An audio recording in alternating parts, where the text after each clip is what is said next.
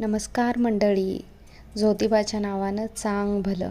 चला आज तुम्ही माझ्यासोबत कोल्हापूरच्या ज्योतिबाचं दर्शन करायला. चला आता आपण 2 व्हीलरवरनं ज्योतिबाचं दर्शन करायला चाललेलो आहोत. दुपार झालेली होती, पण इतक्या दुपारी उन्हाची झर ही अंगावर पडत नव्हती, कारण की एक ज्योतिबाला भेटण्याचे वेगळाच आनंद मनात होता. तुम्ही आजूबाजूचा परिसर बघू शकता. इतकं शांत निसर्गरम्य वातावरण, खूप आनंद होत होता ज्योतिबाला जाताना. चला आता आपण ज्योतिबामध्ये पोहोचतच आहोत.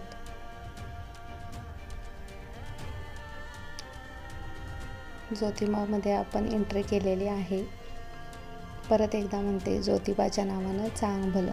या ठिकाणी तुम्ही पाहू शकता आजूबाजूला श्रीफळ, पेढे, गुलाल व इतर लहान मुलांचे साहित्य खरेदी करण्यासाठी गर्दी आहे.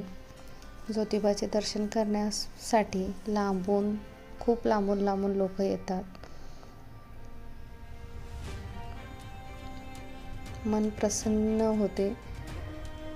आमचा कुळदैवत ज्योतिबा असल्याने आम्ही वर्षातून 3 ते 4 वेळा ज्योतिबाचे दर्शन करण्यास येतोच. आज रविवारही नव्हता, तरी सुद्धा ज्योतिबाला तुम्ही गर्दी पाहू शकता. इतकी गर्दी होती की मला मुखदर्शन करण्याचा निर्णय घ्यावा लागला.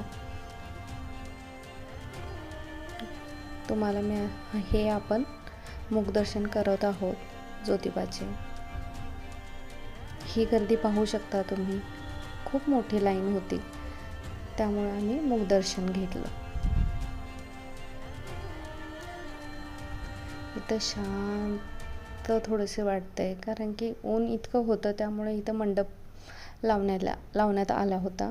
सगळीकडे गुलाल न आंघोळ घातलेली आहे. ज्योतिबाच्या मंदिराला तुम्ही पाहू शकता. इथं नव्याने बांधकाम सुरू आहे, त्यामुळे इकडची साईड आपल्याला बंद दिसेल. त्यानंतर हे आपण काळभैरवचे दर्शन करत आहोत. तिथेही तितकीच गर्दी होती. हे दंडवत घालत आहे.